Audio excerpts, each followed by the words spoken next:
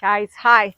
It is a gorgeous day to be out here, and I want to get these grasses pulled back up. The wind had blown them to the opposite side of the birdhouse, and I want these to be standing a little straighter for fall because the birds like to eat these little plumes, and it gives a little interest. So I'm taking just a little bit of twine, and I'm going to tie these up a little tighter. I recommend, if you have grasses, and if you do, you figured this out, these blades can really scrape your arms. So wear gloves, long sleeves, because I learned the hard way that you can get cut by these things. And so I've gone ahead. Do you need some help? I think I'm going to get it, Reg. I think I've got it. Just enough to make it look a little tidier. How's it look in the back? Oh, I'll push up a little bit. You'll push up a little bit? Okay. Maybe on this other side too. Yeah. And I'm going to bring some of the grasses in towards the front. Mm-hmm. And that'll help. It smells good.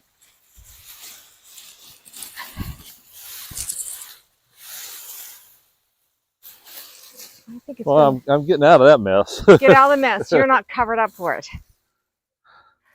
That looks better. Yeah. All we needed was a little lift, and I'm getting it. So I'm going to get this all tied up. And I got started on my outside project today and went in, and Reg, he was out of time for a break in his studio. He's got a lot of cool stuff going on. I got a lot of cool stuff going on. You have a lot of cool stuff going on. Yeah, I do.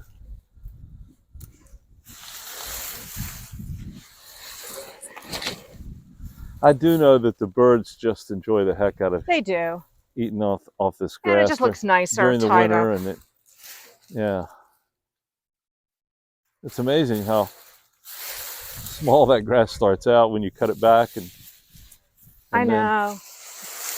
Grows to 8-10 feet high. I'm just going to go back through here and push a few things forward.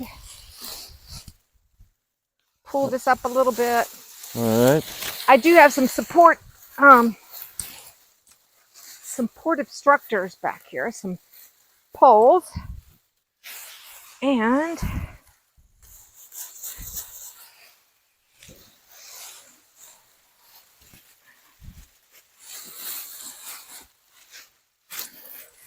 well, the people who are looking at this video are going to say, "Where did she go?" Yeah, ta-da! There she Yay! is. This looks so much better. So much better. But don't do it in bare arms, that's for sure. No. Let me see. Let's see how it holds up to the wind today. Coming, but yeah. That looks so much better. I've already started cutting off the hostas, and if you've been watching me, it's so simple just to use your shears. It is the best way. And all of this will go in my compost. And once you start this project and you look around, it just needs to be done. It all needs to be cleaned out and raked up. And then this evening I'll sit out on the deck, and I might say, excuse me? I might have to have maybe a fall cocktail on the deck this evening, Reg. I think it is a Friday. And to look out and not see everything collapsing,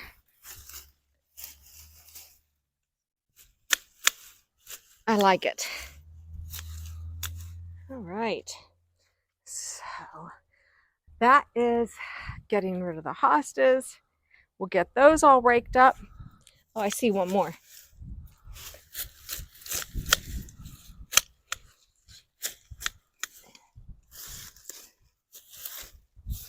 Might as well cut that off too.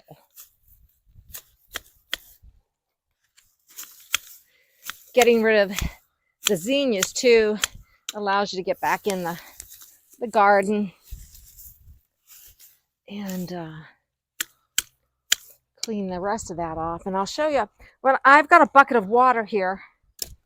Those make short work of hosta cutting. We'll rake all that up, go in the compost. Peonies here. I'm waiting on the frost that's going to happen Monday or Tuesday. And all the rest of these things will get frosted. And then we can cut them back because we want to let them, they go dormant once they get frosted. And which allows for better blooms next year. If you let the frost hit them, all these green leaves are soaking in all that sun, getting more energy, making for better leaves. Not leaves, but blooms. Now, see, I've lost my scissors today, but here's my pruners. When I do my zinnias, I've got a bucket of water here, cutting the prettiest blooms. And because this all goes in my compost, that's a big root. Shake off all the dirt. Now, this is because I have a small compost pile. I take the time to cut all these limbs off, and I'm trying to keep the prettiest blooms for a bucket for the last bouquet of the season. See, these have just, oh wait, this one might work. So you can do whatever you want. Some people also let their zinnias go to seed and save their seed. I've never done that. Maybe one day I will. I'm just impressed that, like this, one seed, people. And correct me if I'm wrong, but weren't they classified as Lilliput? Yeah, they were the Lilliputs. They weren't supposed to get more than, I think, 18 inches tall.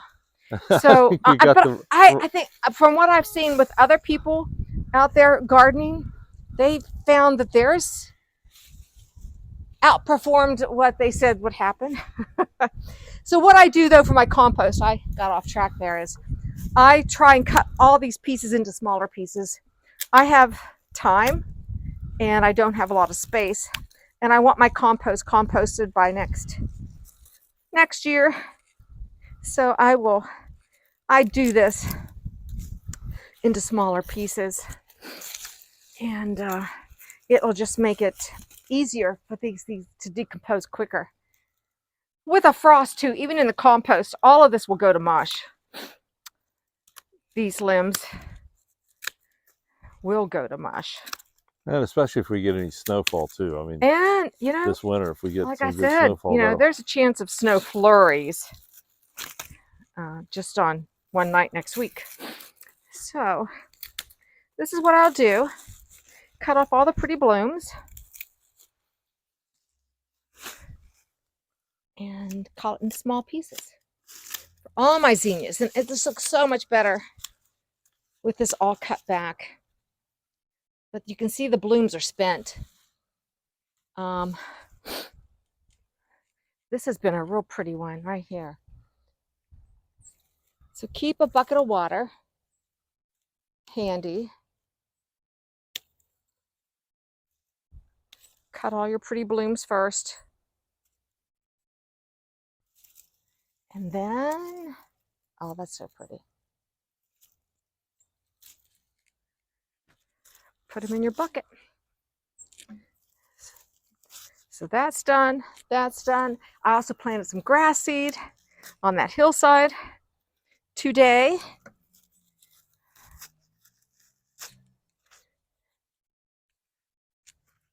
But look how much better it looks. Getting these wild things away from the garden. Get my, shoot. Can't remember the name of this pretty little annual. I'll think of it. Clean it up while I'm down here. And put that there. Shake up all the dirt. That already looks better. Now I'll just go through and I'll like I said, today I am working just on this third of this large perennial border, cutting off these are the daylilies, and cutting them back. Hostas, got my grasses tied up. I'll have a nice bouquet tonight for the house. Nice compost. And then next week it's going to frost. I'll come in and cut back. This is the phlox back here. Everything will get cut back to the ground. The phlox will get cut back to the ground. I'm going to leave these little seed heads up. The peonies will get cut back to the ground in here. And my asters cut back to the ground. So that won't be a big job. And this is just, it's nice to do it little by little. And I like it. It looks so much better when you're ready. So that's my job today. Simple, easy, get out and do it today. Get out and do it when it's nice, but just get it done because winter is coming here in Zone 6 on Gardening on the West Fork. Thanks for watching the cleanup today. Bye.